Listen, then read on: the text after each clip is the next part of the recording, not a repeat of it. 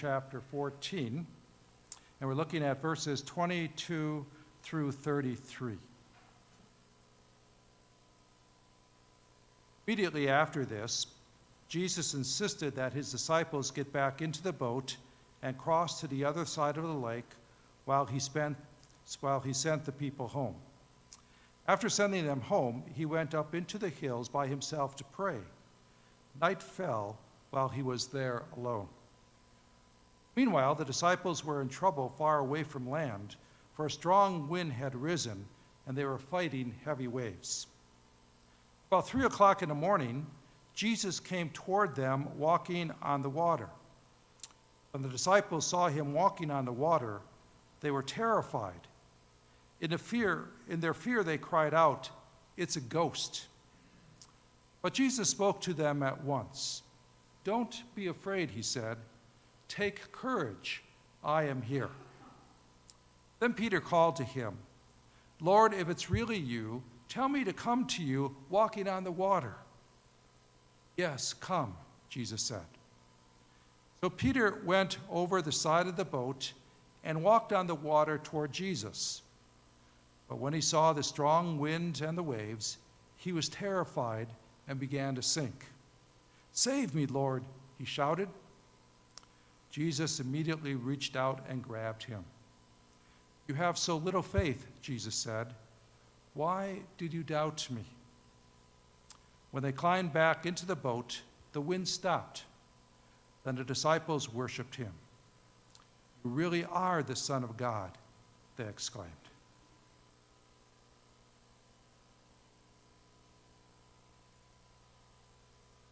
An atheist in Scotland was quietly fishing when suddenly his boat was attacked by the Loch Ness Monster.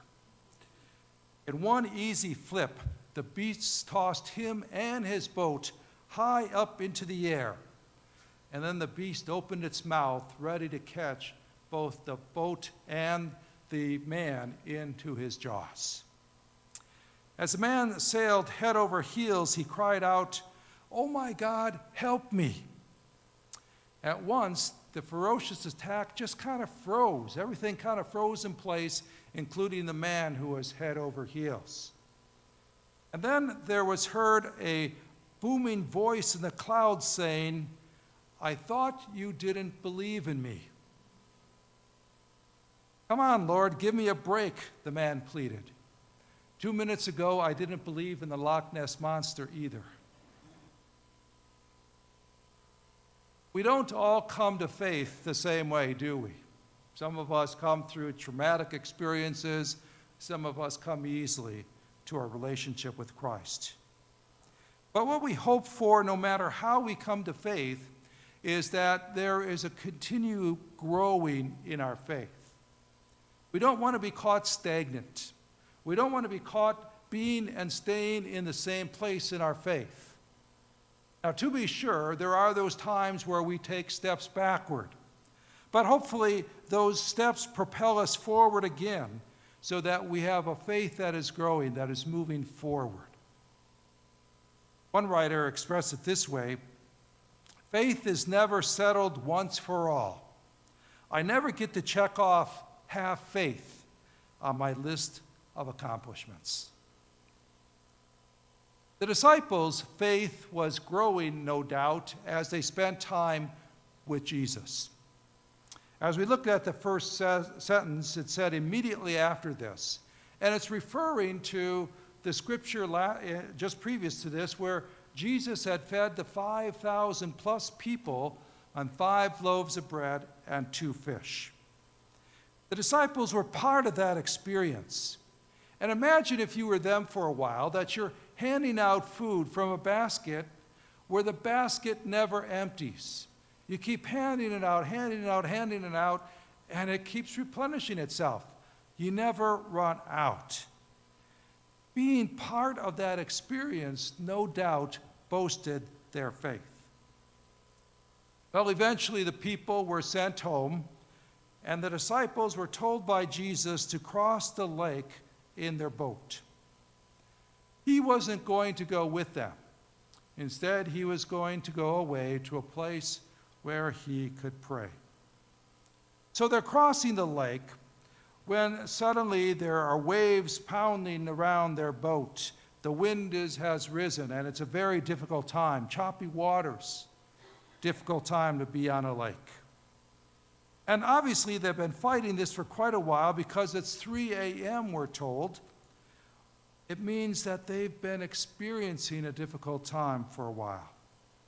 So imagine their predicament. They're being tossed about this lake. It's rough out there. And what we see in their struggle is a snapshot of what it is sometimes for our faith.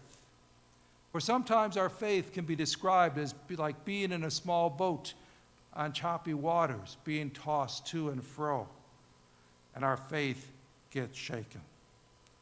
We wonder if we won't drown from these experiences. We get so overwhelmed, we don't know where it's going to lead us or what's going to happen to us.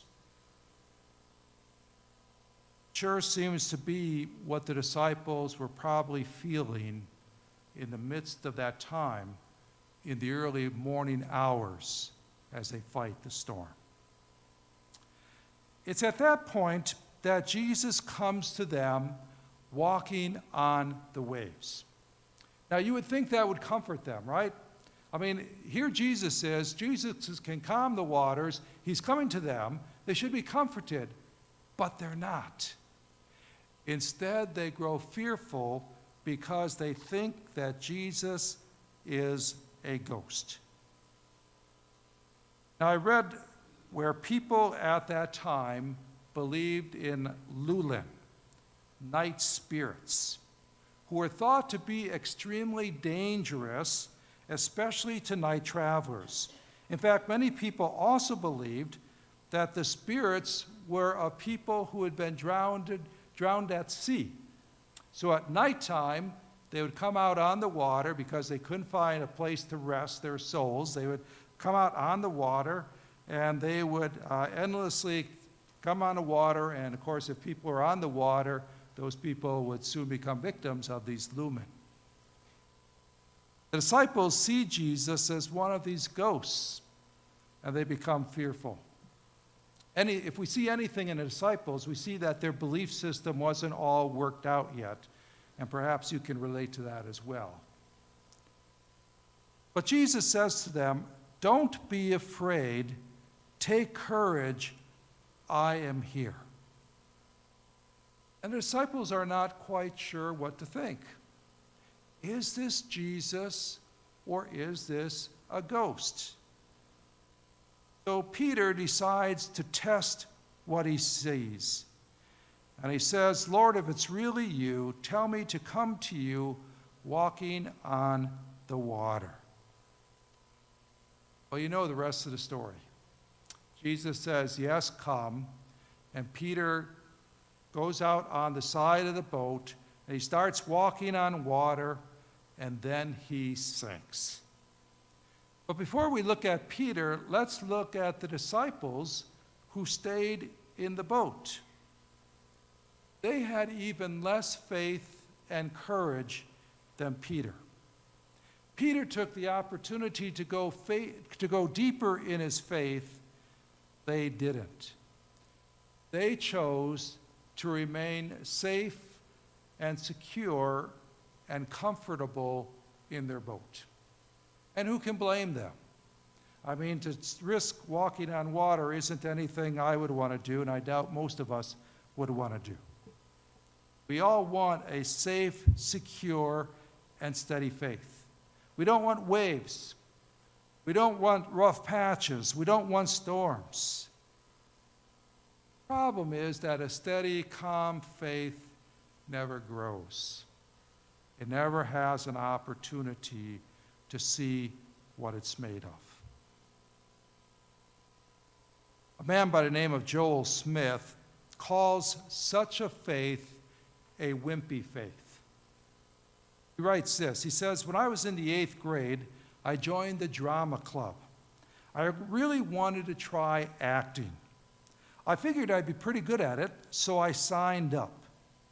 The problem was that I was a wimp, and wimps fail to follow through because of fear. When the time rolled around for the auditions, I opted out. I didn't even attempt to read for an insignificant part. The drama club coordinator encouraged me to read for a particular character who she thought I'd be good at. But no, I was too big a wimp to try. I stuck my foot in the water by signing up for the club, but I failed to follow through. And then Joel draws this conclusion. He says, I meet a lot of people who have faith in God. They're sincere, and I believe them. The problem is that when you step back and look at their lives, they're accomplishing precious little for God. They play it safe because their faith is wimpy. Now, I'm not sure I like the idea of someone referring to my faith as a wimpy faith. I doubt any of us would like that kind of concept. But we can appreciate the point that he's trying to make. That sometimes we don't take the risks that God is calling us to take. That sometimes God is asking us to use our spiritual gifts, to use our talents, to use the abilities that God has given us, and we're just not willing to. Sometimes this happens to us as individuals, and sometimes it happens to us as a church. We just fail to use what God has given us, and we fail to use the courage that we need, and we fail to take advantage of the opportunity that God has given us because we're afraid. A church denominational leader was speaking to a group of pastors about developing new ministries in their churches. And a pastor of a small, declining church just got kind of tired of hearing this. He had heard it many times. He just got tired of it, so he stood up to complain. And he said, please don't tell us about all your ideas of things to do. So many of us are pastors of small churches, and we can't do any of these things. We don't have enough children and youth, so we can't have a youth ministry. We don't have singers, so we can't have a music ministry. We don't have trained people, so we can't do educational ministry. You know the feeling. But the church leader responded by saying, thank you for telling us all the things your church cannot do. Now tell me one thing your church can do.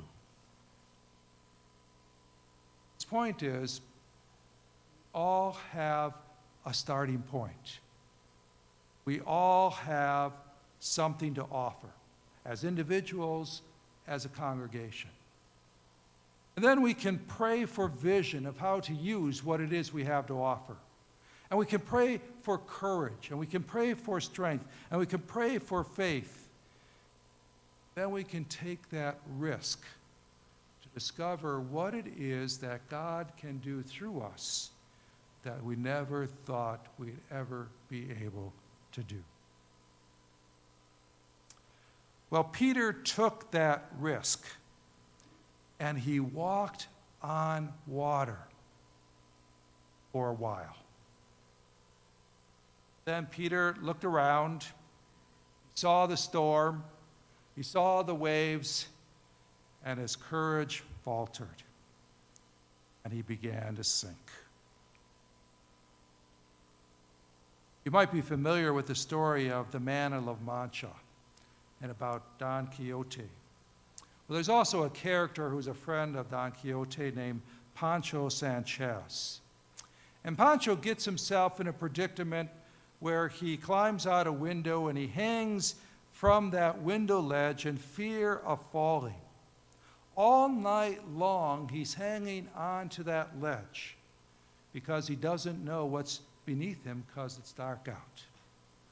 And then morning finally comes, and he discovers that he's only an inch off the ground. A man named Duncan makes this analogy. He says, it's amusing to think of Simon Peter climbing out of the boat, trying to imitate his Lord by walking on the water. Then, like a cartoon character, he makes the mistake of looking around. What in the world am I doing here? He begins to, and he thinks, and then he begins to sink. I think of the Roadrunner and Wile E. Coyote. You know, the Roadrunner runs and goes around a cliff, and the Roadrunner or the Coyote keeps running. He goes right off the cliff, and everything's going fine until he stops and begins to look around, and then he plummets to the ground. It's kind of what happened to Peter. Peter looks around, fear grips him, and he begins to sink. And what has happened is he's taken his eyes off Jesus, and he's began to doubt. And he lets the fear in him take over. What a lesson for us as we think of the challenges we face as a church and as individuals in our faith. What a lesson for us to keep focused on Christ, to not lose sight of the courage he gives us, of the belief he has in us, of the opportunities before us. Well, Jesus lifts Peter from the water. He says, "You have so little faith. Why did you doubt me?" Then they climb back into the boat. The wind has stopped, and the disciples worship Jesus, saying, "You really are the Son of God." The disciples respond in worship. They respond in faith. And perhaps they remember what has happened so that they have a bit more courage for future challenges. And perhaps when we step out in faith, we remember how God has helped us in the past so that we have a bit more courage and faith for further challenges in our faith. Rao, a Hindu holy man, flirted with fame in 1966. He believed that he could walk on water.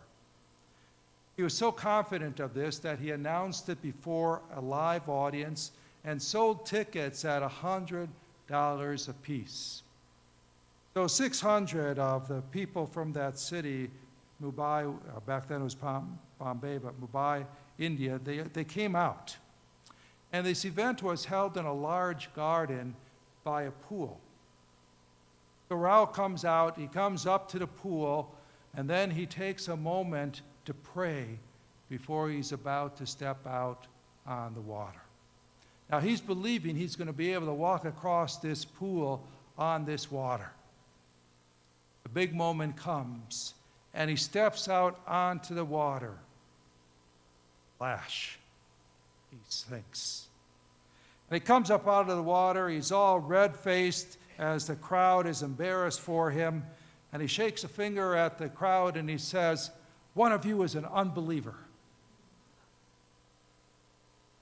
Now, I don't think that God expects us to defy the laws of gravity or the laws of nature when he asks us to do something. One person wrote that in college, she had a friend who defined faith as stepping out of airplanes knowing God will catch you. Her response to him was, "God surely has better things to do than catch folks stupid enough to step out of airplanes." Yet God does ask us to take risks in our faith, to act in courage, even if the ground beneath us is no more substantial than water. And so we are called to exercise courage as a way to trust God and to grow in our faith. May God so help us and so lead us to exercise faith, whatever he calls us to do. Amen.